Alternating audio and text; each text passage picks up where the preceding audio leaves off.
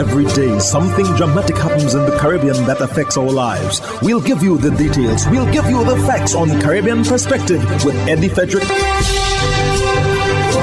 Host Eddie Frederick. So glad you can join us. Guyana is set to join the regional security system. This story takes the lead in today's edition of Caribbean Perspective for Monday, 21st February 2022. Details when we return. Conveniently located in the Grand Anne Shopping Center, for over 40 years, Food Fair has provided quality service at affordable prices. Now, grocery shopping is made easier and more convenient from the Food Fair web store. Hey, babe. Listen, I need you to go down to Food Fair to get some groceries. All right, no problem. Right away. Thanks, babe. What are you doing? You're supposed to be going Food Fair to get a grocery, man. I am, but didn't you know you can order your groceries online from the Food Fair web store? Are you serious? Of course. All you have to do is just to log on to www.foodfair.gd with credit card in hand, and with an order of $100 or more, Food Fair Grandans will deliver up to 3 miles away. And you don't even have to worry about your information, you know. Their safety measures are excellent. So hold on. You just order online and Food Fair will deliver to you? Yep. Oh, baby, better hurry up and order, man. I already did. They should be here any minute now. Enjoy easy online shopping anytime from your home or office from the Food Fair web store.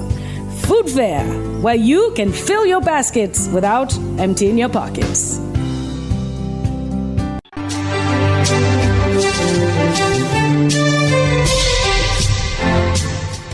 Welcome back. Barbados' Prime Minister and CARICOM's foremost leader announced upon her return from a 4-day visit to Guyana that South American country is set to join the regional security system.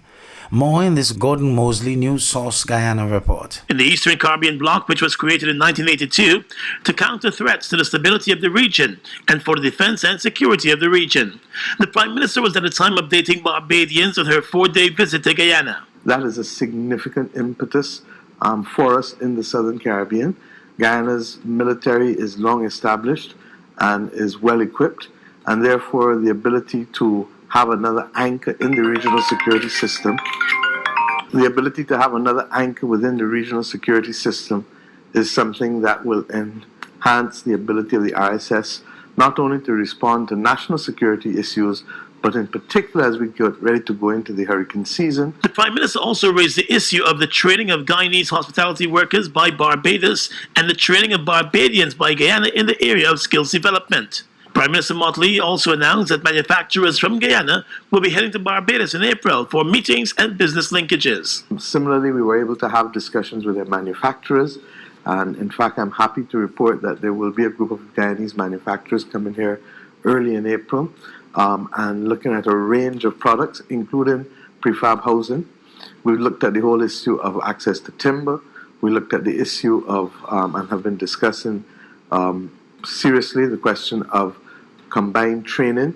There are some areas in which Guyana's training will be what we need in the area of welding and joinery, etc.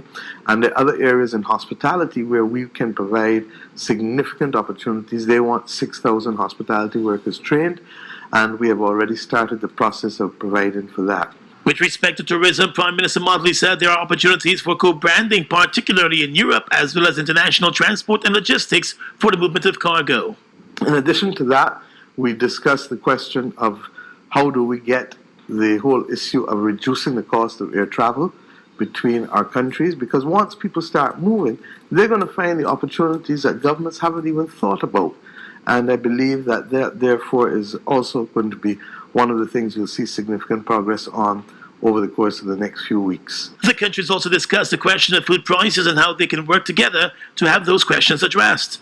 During her 4-day visit, the Prime Minister of Barbados held several meetings with government and private sector officials, and also visited the Rupununi region and Kaichor Falls. The Pan American Health Organization PAHO has delivered 100 million doses of COVID-19 vaccines to Latin America and the Caribbean, thanks to the close coordination between COVAX and PAHO's revolving fund. At the same time, PAHO Director Dr. Carissa Etienne reported an increase in COVID deaths in 15 Caribbean countries, while hospitalization grew to 19% in some countries of the Eastern Caribbean. Don Nicholas of the DBS News World reports. This latest batch of vaccines delivered by the Pan American Health Organization PAHO to Latin America and the Caribbean of 100 million doses includes 151,200 doses of Moderna vaccine as part of the COVID-19 Vaccines Global Access Facility COVAX support to Haiti, and 1,511,640 doses of Pfizer vaccines for Ecuador donated by Spain. PAHO Director Dr. Carissa Etienne said this is a significant milestone, but for this week, according to her, COVID-19 infections in these territories declined by 31%, but deaths increased by 5.6% over the previous week. Over the last week, the Americas reported 3.3 million new cases and more than 34,000 COVID-19 related deaths. Deaths have increased for 6 consecutive weeks. In North America, the United States recorded 17,000 deaths, the highest number in the sub-region. Dr. Etienne said thanks to close coordination between COVAX and PAHO's revolving fund and the generous support of partners that helped the region secure doses when supply was limited, countries are better placed to protect their populations, including the most vulnerable. But she hastened to add that the situation is still very worrisome. Central America saw a surge in deaths after an increase in hospitalizations and intensive care unit admissions. In South America, Brazil registered the highest number of deaths, setting a record for this wave. Also, 15 countries across the Caribbean reported an increase in COVID-related deaths. Hospitalizations grew up to 19% in some countries and territories of the Eastern Caribbean. The PAHO Revolving Fund is the designated procurement agency for COVAX in the Americas. Leveraging over 4 decades of experience in vaccine procurement, the Revolving Fund has now supplied 100 million COVID-19 vaccine doses to 33 countries. For the DBS News World, I am Don Nicholas.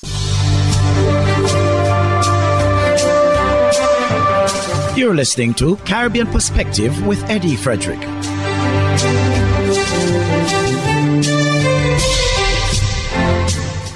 Jamaica's Crime Monitoring and Oversight Committee says a lack of leadership coordination and political will are helping to drive crime in inner city communities across the country. TVJ's Herman Green has that report. With the authorities announcing 2 new crime initiatives, Operation Get Every Illegal Gun and a new anti-gang task force in the past 2 weeks, the Crime Consensus Monitoring and Oversight Committee, CMOC, is again calling for more focus to be placed on addressing issues in troubled communities. CMOC's community representative, Milton Tomlinson, suggests that these communities are ready and desirous of change. He pointed to the usual spike in murders that precedes such initiatives. But yet, when an entity, an organization, agency move into a community to carry out whatever intervention, they are always welcome. So it tells a story. You know, it tells a story about leadership and the type of leadership and the will. Because we need as a people, as communities, to have that political will from the both political parties and the commitment to move this community in a big way, more than just the Zozos, police cordon and searching and that. CMOC Chairman Lloyd Distant acknowledged the number of entities making efforts in communities affected by crime. Head of Isolation Facilities in Barbados, Dr. Corey Ford, has pleaded with Barbadians to get their grandparents vaccinated and then boosted against the virus. Dr. Corey Ford made the appeal on Thursday as he expressed grave concern about the continued high death rate associated with COVID-19 among the elderly population. I think where you have your elderly granny in the home, or your mother, or other elderly people, maybe your elderly aunt, etc., in the home population, we know in this country at present that there being a relaxation in some of the protocols across the country. But as we do that, I think we as country people need not to only think about ourselves and the ability for us to go out and do things that we have not done, certainly within the last year, for some instances, the last 2 years. But we need to recognize that they're elderly people and they have multiple comorbidities, and the risk to them can be high. And so I really want to pay special attention to that. But to take it a bit further, apart from being our brother's keeper or our family keeper, we also need to do a few things. So apart from checking in on them, we need to check their vaccination status. If you have them out there, they're not vaccinated, I'm begging you, please, try to get them vaccinated. And the important part, getting them boosted. Over in Trinidad, Acting Superintendent at the Port of Spain Division of the Police Service, Neil Brandon John, is reminding the public that it is not carnival as usual, but carnival during a pandemic. Details in this TTT News item. On Friday, ASP Brandon John said his officers are ready. He said they will be using the watchwords conform and comply to ensure all safe zones are managed effectively during the carnival season. To the guidelines set out by the event host, who is the NCC, in relation to how the activities are coordinated and done, and compliance, where you are asked if you attend the event to comply with the guidelines. Failure to do so would result in the police being involved, and your experience would be a memorable one in an unpleasant way. ASP Brandon John said all activities except for the PAN events will take place in the North Park and Grandstand areas of the Queen's Park Savannah, which are enclosed. Acting Assistant Commissioner of Police Daniel Moore sent a very strong message to those planning pop-up events in their communities over the next couple weeks. You will be surrounded like the Jericho wall. And believe you me, we have the IATF, the Interagency Task Force, got an emergency branch, we have the amalgamated prison van awaiting you. So please, I'm aware of some of the venues. Police are aware of some of the venues. ACP Moore said people with firearms users licenses who wish to attend the events should leave their firearms at home. He said vendors should not purchase raw materials as there will be no sales conducted outside of the venues.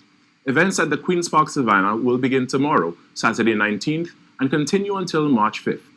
Other designated safe zone venues are Queen's Hall in Port of Spain and the Naparima Bowl in San Fernando. Conveniently located in the Grandan Shopping Center, for over 40 years, Food Fair has provided quality service at affordable prices. Now, grocery shopping is made easier and more convenient from the Food Fair web store. Hey, babe.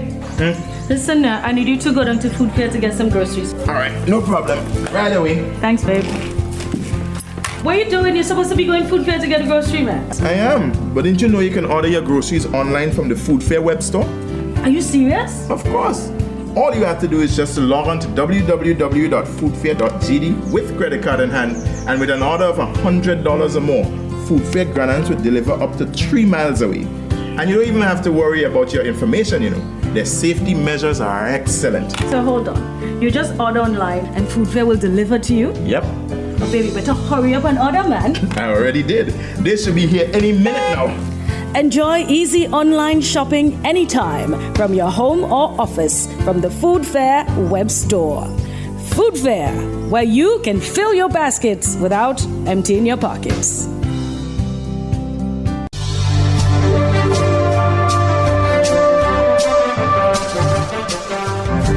I am Eddie Frederick. This has been Caribbean Perspective, a whole new approach to highlighting developments in the Caribbean. In the meantime, please continue to log on to CaribbeanPerspective.com for more daily news and more.